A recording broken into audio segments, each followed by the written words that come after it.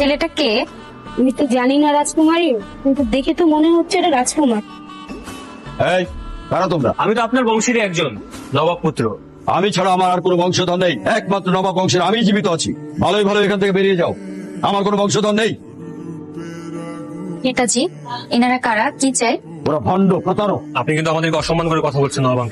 তাছাড়া আপনি আমাদের পূর্বপুরুষদেরকে অসম্মান করছেন। এই থামেন, একটা ঘোড়ার গাড়ি নিয়ে ঠক করে আসলেই কি রাজবংশের মানুষ হওয়া যায়? যান, বেরিয়ে যান, নাহলে কিন্তু ঘাট ধাক্কা দিয়ে বের করে দিব। ছি ছি ছি ছি ছি ছি। রাজকুমারীর একই ব্যবহার।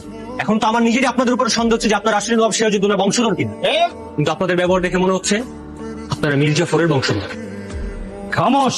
তোমার এত বড় সাহস, তুমি আমাকে বেঈমান প্রতারক ওই মির্জাফরের বংশধর বলো? কারণ আপনাদেরকে দেখে আমার তাই মনে হয়েছে। আর তাছাড়া আমাদের কাছে আমাদের পূর্বপুরুষদের তালিকা আছে, আপনারা চাইলে আপনাদেরকে দেখাতেও পারেন।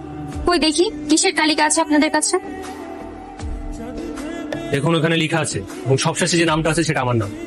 কই দেখি আপনাদের দলিল দেখি। এই চুপ করো! তুমি কে ছোকরা, তোমাকে দলিল দেখাবো? এই রাষ্ট্রের সরকারি লোক আছে, তারা যখন দেখতে চাইবে তখন দেখাবো। যাও এখান থেকে, যাও।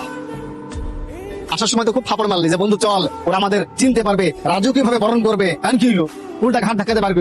এবার এটা কোনো কথা বলি? সব কাগজপত্র নকল করে আমি বানাই নিয়েছি। একটা বার যদি কোন রকম ঝামেলা মানুষজনের সহকাশে প্রমাণ চেয়ে ভারত প্রমাণ দিতে পারবো না, তখন কি প্রমাণ দিয়ে দিব আমি? পাবলিক যদি জানতে পারে এটা ভুয়া, তাহলে কি করবে? তার মতো সারা মহল্লা তাড়িয়ে নিয়ে বেড়াবে।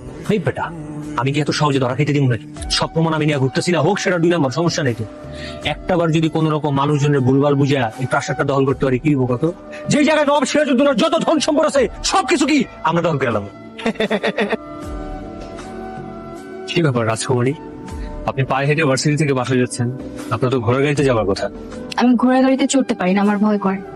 আপনার বাবার কথা শুনে আমার প্রথমে সন্দেহ হয়েছিল যে আপনারা রাজবংশের কেউ। এখন আমার সন্দেহ আরো গভীর হয়ে গেল। আপনি তো ভারী পাজিল। আচ্ছা ঠিক আছে, আমি আপনার সঙ্গে ঘোড়া গাড়ি করে বাড়িতে যাব। তুমি এখানে কেন? আপনার ইজ্জত বাঁচিয়ে নিয়ে আসলাম। চুপ করো ছোকরা, আমার ইজ্জত তোমাকে রক্ষা করতে হবে না। রাজকুমারী, তুমি জেনে শুনে ওই ছেলের সঙ্গে কেন গিয়েছিলে? তুমি কি ওর ঘোড়া গাড়িতে উঠেছিলে? হ্যাঁ পিতাজি। কেন উঠেছিলে? কারণ ওর শরীরে নবাব সিরাজউদ্দৌলার রক্ত বইছে, তাই ও ঘোড়ার গাড়িতে উঠতে কোনো দ্বিধাবোধ করেনি। রাজকুমারী, তুমি প্রাসাদের ভিতরে এসো। এসো।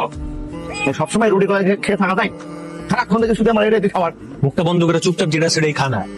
আমার সময় কি বলছিলি যে বন্ধু রাজপ্রাসাদে ঢুকেই দেখবি ডাইনিং টেবিলের উপর আছে কি বড় আস্ত একটা খাসির মাংসের রেজালা। একটা বার খালি সিস্টেম মতো বাসা ঢুকতে দে, তারপর দেখবি সুখ আর সুখ। একটা কথা বলি, তোর এই মধুমাখা কথা না শুনতে আর ভালো লাগতেছে না। কত কয়েকদিন ধরে শুধু আমি এটাই শুনতেছি।